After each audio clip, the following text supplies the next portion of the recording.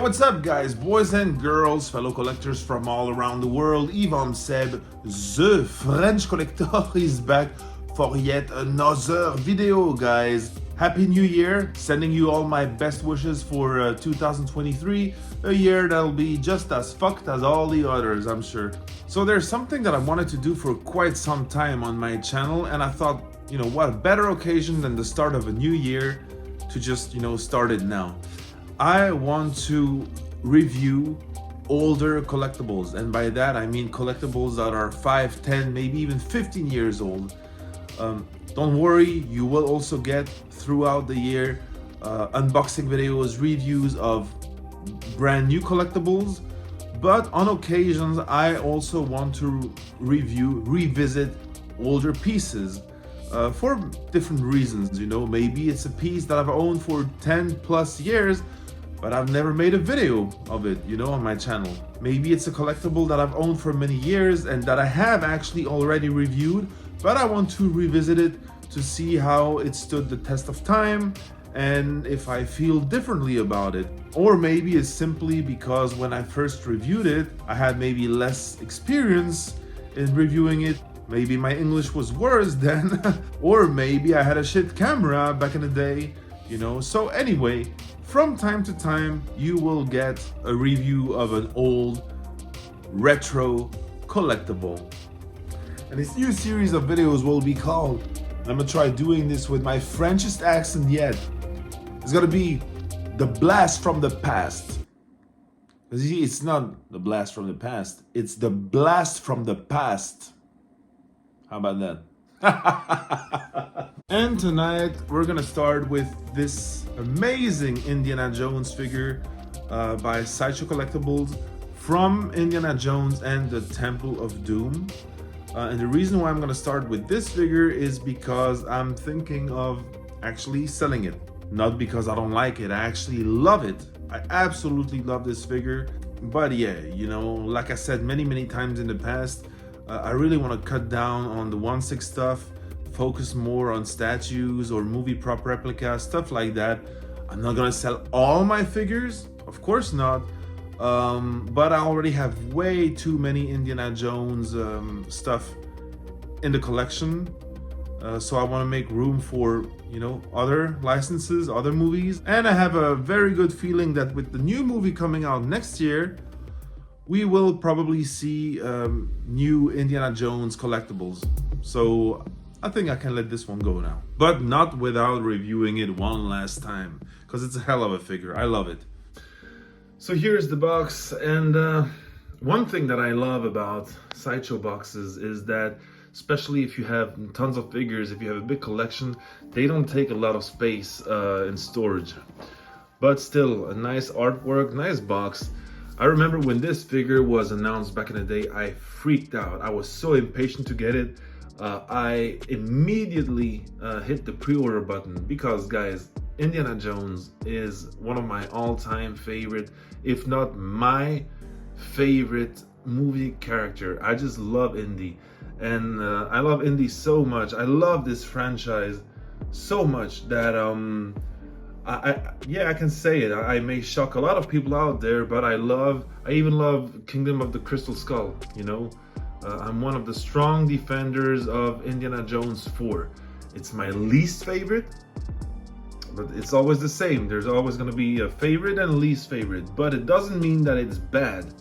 So I like Indy 4, but going off topic now, the reason why I got so excited for this one is because Temple of Doom is my favorite Indiana Jones movie. Steven Spielberg always said he regretted doing this movie because, well, it is a dark movie, you know, and it deals with, you know, child slavery and things like that, but it's also why I like it so much. I love the villain, you know, Mola Ram, and it's also because I think it's the only indie movie in which he's actually a true hero. He's always chasing something, the Holy Grail or the Ark of the Covenant or whatever, but in this movie, he's just a true hero with no other motivation than just freeing those child slaves, right?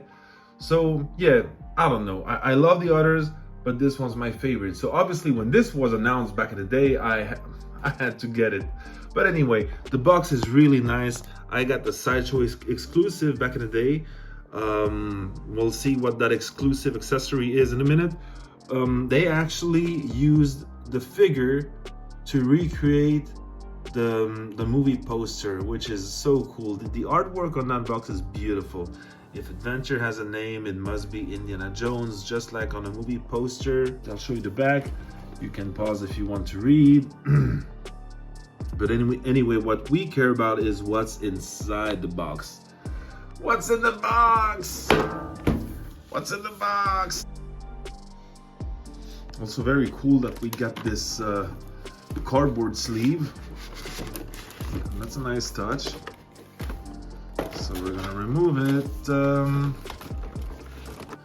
So in the first tray we got the figure, the machete, the hat, hands, the 3 Sankara stones, the gun, and then here's the second one, the second layer, where we get the rubber whip with a wire so you can bend it, pose it as you like, the satchel, another plastic sculpted whip, more hands. I don't know if Sideshow still does this today, but unlike Hot Toys, what I really love here is that each hand comes with its peg. So, you know, just in case you break one, not a big deal, you know. That's really, really nice. The exclusive accessories, the glowing versions, the glowing Sankara stones. So regular Sankara stone on the left and the exclusive one on the right. We get 3 of each. So something that I never used, never even took it out of the box since I got the figure, is this stand. I just hate it. I don't know why Sideshow makes their stand so big, you know, and also so thick. That's such a waste of space, so I never use this. Instead, I just bought an additional Hot Toy stand, even though it says Raiders of the Lost Ark. The machete here, and it's actually quite a heavy accessory, and the reason why is that real metal machete, guys. I love it. Here's the gun. It's pretty nice. So you can't cock it, but you can remove the barrel. Another accessory that I've never used was this this plastic whip. I don't know, it's absolutely awful. Never used it. You're supposed to be able to bend it. I do think, was I wrong? Yeah, there's a wire in there to make it posable, but I just hate the way it looks. So I never used this. Instead, I also got a spare Hot Toys whip, right? So you can compare both. I mean, that one was so much better. As you can see, the Sideshow whip is just sculpted, whereas the Hot Toys one is it's actually a braided whip. It's stunning. I love it. It's not real leather, obviously. It still looks like a real whip shrunk down to 1/6 scale. So other than the stand and the whip, there's only one other accessory that I do not like, which I'm going to show you in a couple minutes. But other than that, it's a fantastic figure, and yeah, overall I can say that I think I prefer this one over Hot Toys. Anyway, now if you want to display the whip attached to his belt, I think neither of these two will look really good, in my opinion. Definitely not this one. Maybe this one, but it takes a lot of time to make it look right. So it was a great move from Sideshow to actually add a sculpted whip. This is the Hot Toys one. I guess it looks okay, but I never liked the fact, obviously it's a 1/6 scale whip. It doesn't have the weight of a real one, so the way it just falls doesn't look very natural. Again, you could make it look right, but you gotta really spend a lot of time, you know, working it to make it look okay. So the other one is a much easier solution.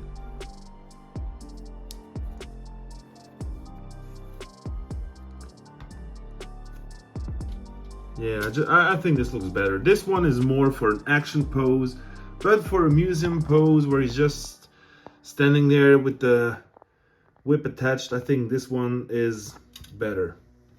Now the head sculpt, we got to talk about the head sculpt, which actually it's the most important part of any figure. This is absolutely it's awful. This freaking seam, everybody complained about it. Oh my god, how could they release a figure like this? Look at this seam. But guys, who actually cares about the damn seam if you're gonna put the hat on it? You know, you're not gonna see it. Who's gonna display an Indiana Jones figure without his hat? And so here is the other accessory that I do not like, that I was just talking about. It's the hat. I just don't like the shape of it. I don't like the brim. I don't know, for some reason this hat just looks awkward. It looks weird. So what I did is I also bought another Hot Toys hat. So when you compare both, I mean, look at the difference, right? The shape is better, the color is better, and also on this one you get the real, what's this called again in English? I don't know how that part is called, but you get what I mean. On this one it's sculpted. Here it's a real one. So let's try the Hot Toys hat, and immediately, what a hell of a difference. This looks, in my opinion at least, this looks so much better. I absolutely love the Hot Toys hat on this sculpt. Yeah, that's perfect. So basically it's a Sideshow Indie with a Hot Toys hat, Hot Toys whip, and a Hot Toys stand. Other than that, I absolutely love what Sideshow did with this figure. I was a bit nervous before getting it because my previous Sideshow figure before this one was the Uncharted Nathan Drake figure, and that was a disaster. I always thought Sideshow is not really good at making human portraits, especially 1/6 scale figures, but this one is, even to this day, even after the release of the recent Present Toys Indiana Jones figure, I still believe that this is, to this day, the best Harrison Ford likeness, at least when it comes to mass-produced figures. We're not gonna talk about those custom artists who make an amazing job. Just talking about mass-produced figures, this is a killer Harrison Ford likeness. They absolutely nail him, again, in my opinion. I mean, look at his eyes, the lips, the nose.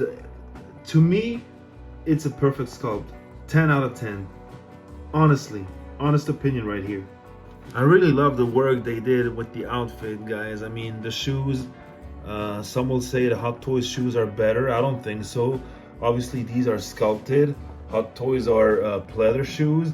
They look nice. They look nice. But these, again, are sculpted shoes. But the way they're painted, the weathering, and we get real laces as well. Let me show you. Look at the dirt, the weathering, scuff marks here on the side, real laces. No, the shoes are really nice, really, really nice. Just like in a movie, the fabric is torn here in the knee area, so that's nice.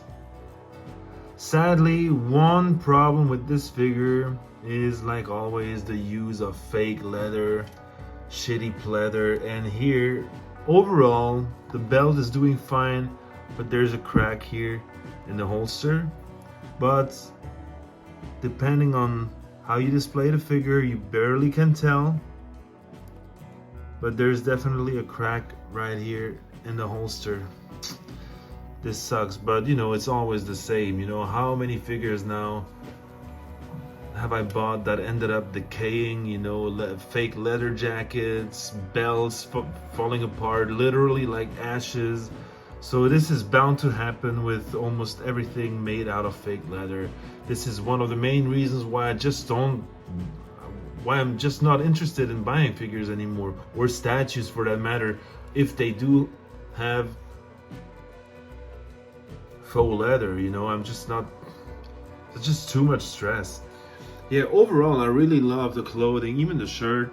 But something they could have done better is a couple things actually. They could have done better is the blood apps in the back here. Obviously, you can tell that's not blood. I mean, they should have, in the first place, they should have painted blood on the body, on his back, underneath. Because here you can tell that there are no wounds under this shirt. And the paint looks a bit silly here. This could have been done better. I never tried to repaint it. Maybe I should have, I don't know. And another thing is that on all these right hands, the bandage is actually sculpted. It should have been real fabric just put around his hand. I don't think that would have been too complicated. I mean, come on now. So, you know, overall, it's not a perfect figure, but still, there's something about this figure, and I do believe it's mainly the head sculpt. It is phenomenal. And again, I'm not talking about the amazing work put out there by custom artists, but only mass-produced figures, companies like Sideshow or Hot Toys or whatever. To me, this is, to this day, the best Indiana Jones 1/6 scale figure released to this day. It's really awesome. So I really could have improved it. Maybe I should have. But yeah, I mean, the clothing maybe needs, the shirt maybe needs a water treatment, a slight repaint of the blood in the back.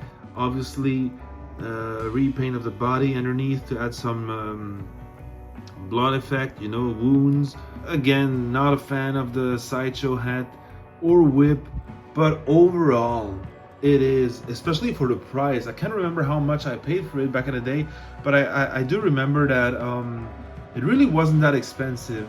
So honestly, for such a head sculpt, a metal machete, nicely sculpted whip, 6 Sankara stones, 3 regular ones, 3 glowing ones. The satchel also is really nice. I'm surprised that this part here never deteriorated. I mean, look at his eyes. Damn it, if that's not Harrison Ford, I don't know who that is. I mean, looking at this pose right now, I'm starting to think maybe I shouldn't have made this this video, because now I'm feeling like maybe I shouldn't sell it after all. I love him. I love him. Hold on, let me replace that satchel here. I'll never know what it would have looked like if I had worked a bit with the clothes, repainted it, modded a bit, but well, it is what it is. It was still a great figure to own for all these years, and it's beautiful. Now, if I remember correctly, more or less, what I said in the first video I made when I first received the figure years ago, I still pretty much feel exactly the same. Fantastic figure, definitely room for improvement, but for the price and the amount of accessories that we got, this is definitely a great addition to any Indiana Jones collection. And yeah, in my opinion, better than a DX Indy, which is also amazing because it comes with the fertility idol, the altar, the backdrop, the City of Tanis outfit,